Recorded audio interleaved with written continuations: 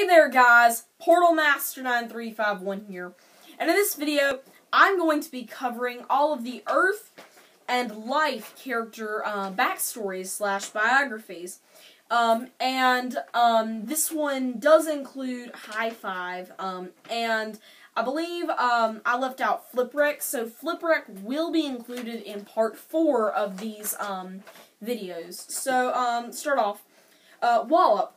For generations, Wallop's people used the volcanic lava pits of Mount Scorch to forge the most awesome weapons in all of Skylands, and Wallop was the finest apprentice of any of the masters had ever seen.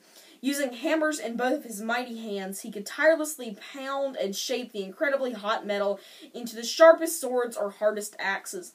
But on the day he was to demonstrate his skills to the master of his craft, a fierce fire viper awoke from his deep sleep in the belly of the volcano. The huge snake erupted forth, attacking Wallop's village, but bravely charging the beast with his two massive hammers, Wallop was able to bring down the creature and save his village. Now with his traptanium-infused hammers, he fights with the Skylanders to protect the lands from any evil that rises to attack. Next up, the other Earth Trapmaster, Headrush. Headrush was raised in a small village that had fallen under the spell of a powerful harvest sphinx, who forced the frightened villagers to plow the vast fields of golden grass for his own benefit. Although there were many villagers, no individual was brave enough to confront the sphinx and put an end to its rule. But Headrush believed there was a chance to fight back if she could somehow inspire her people to stand together. Charging through her village, Headrush shouted a mighty yodel that woke the villagers from their spell. With the village behind her, she then led the charge to drive the Sphinx from the island for good. For her leadership and bravery, she was made part of the trap team, where she uses her giant traptanium horns to take charge of evil. Rocky Roll, next up. Rocky was a rock digger who wanted to make a difference, and Roll was a boulder that wanted to see the world. The two of them had known each other since they were young in mining school together. They had shared the same goal, making the sacred journey to Peaks Peak, P-E-E-K, apostrophe S, P-E-A-K, where it was said that one's destiny reveals itself. But time went on, and it wasn't until many years later that they found each other traveling the same path towards the mythical peak. The connection that was established years before had finally taken shape. The two realized they were meant to journey far and wide together as Rocky Roll. After several adventures together, they met Master Eon by chance, who recognized that their connection was special. Now as an awesome Skylander duo, Rocky Roll will crush anything that threatens Skylands. So it's a symbiotic relationship between a miner and a boulder. Kind of interesting, considering, miners usually break boulders, so yeah, kind of interesting. Fist Bump had long been the sleeping protector of the bubbling bamboo forest, but awoke from a long hibernation when a horde of nasty purple greebles arrived with gigantic rock-smashing machines. See, there we go, rock-smashing. Intent on building a new base, their machines wreaked havoc, chewing up the land and spitting out billowing clouds of smoke into the enchanted air. Seeing this, Fist Bump was furious. Using his enormous stone fist, he hammered the ground with all his strength, creating a massive earthquake that sent huge shockwaves towards the Greeble camp. This reduced the machines to mere scrap and sent the Greebles running off in a panic. The act of bravery caught the attention of Terrafin, who brought Fist Bump to meet Master Eon. Now as a Skylander, Fist Bump makes an evil quake wherever he goes. Give me 1 second.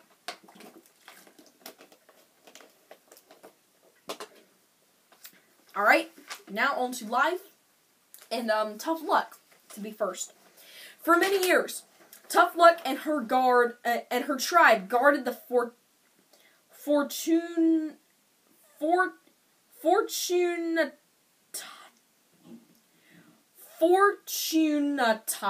is what it looks like, Springs, the source of all good luck in Skylands.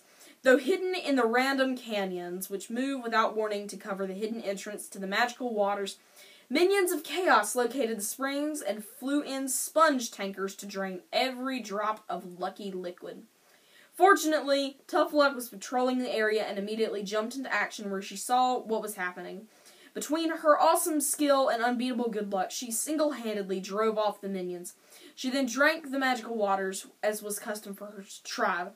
Sensing a greater calling, Tough Luck decided to leave her tribe and join the trap team, where she could do even more to help protect Skylands. Armed with her Traptanium Warblades, she always beats the odds and evil at every turn. So because of that backstory, she may have a very high luck or critical hit chance. I'm pretty sure she has pretty high luck as card stat. So she might have an above average critical hit chance just because of that. So, Bushwhack. Born to a race of tree elves who were protectors of the rich Arcadian timberland, Bushwhack was supposed to be a ranger. But being the smallest of his clan, he was sent deep into the woods by the chieftain to study with Arbo, known for helping the Skylanders rebuild the Core of Light. The tree spirit looked beyond Bushwhack's size, and seeing that he had a heart of a warrior, taught him many secrets. Arbo even gifted him with an enchanted axe, so when a legion of lumberjack trolls invaded the forest and overpowered the elves, it was Bushwhack who set out to stop them.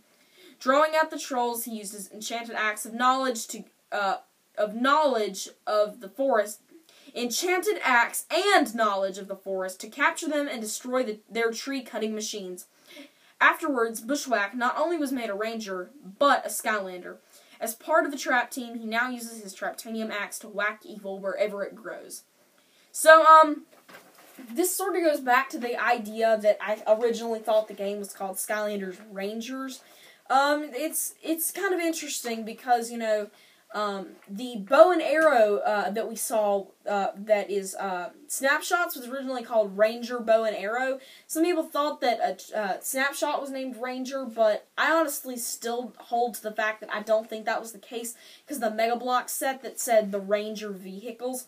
So what I am originally thinking is that Trapmasters were not originally called Trapmasters. They were called Rangers. And they could do different things. And their role may have not exactly been the same as they are now. Maybe villains weren't the main focus of the game this time. I don't know. It's just a theory that I have that originally they weren't called Trapmasters, that they were Rangers, and they could have possibly had interchangeable weapons, and it just didn't work out. Who knows? So, next up, Food Fight. Food Fight does more than just play with his food. He battles with it. This tough little veggie warrior is the byproduct of a troll food experiment gone wrong. When the Troll Farmers Guild attempted to fertilize their soil with gunpowder, well, that doesn't make any sense. They got more than a super snack. They got an all-out food fight. Rising from the ground, he led the neighborhood garden patrol to victory! Later, he went on to defend his garden against a rogue army of gnomes after they attempted to wrap the asparagus people in bacon! How dare they! His courage caught the eye of Master Eon, who decided that this was one veggie lover he needed on his side as a valued member of the Skylanders. When it comes to Food Fight, it's all you can eat for evil. And finally, we have HighFive wrapping up this video. Growing up, HighFive was one of the most skilled sky racers of all the Dragonflies. But, as the fifth son of the royal high-flying Dragonflies, he was not allowed to enter any of the racing tournaments that took fair each year because of his age. How unfair.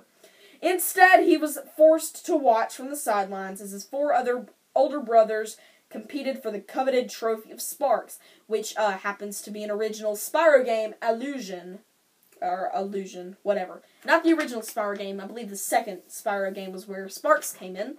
And he's been with them ever since. Which legends had said holds magical properties. One year during the biggest racing event of the season, HighFive learned that the Troll racing team had stolen the valuable trophy, and were going to use the race to cover their escape. Oh no, whatever will he do?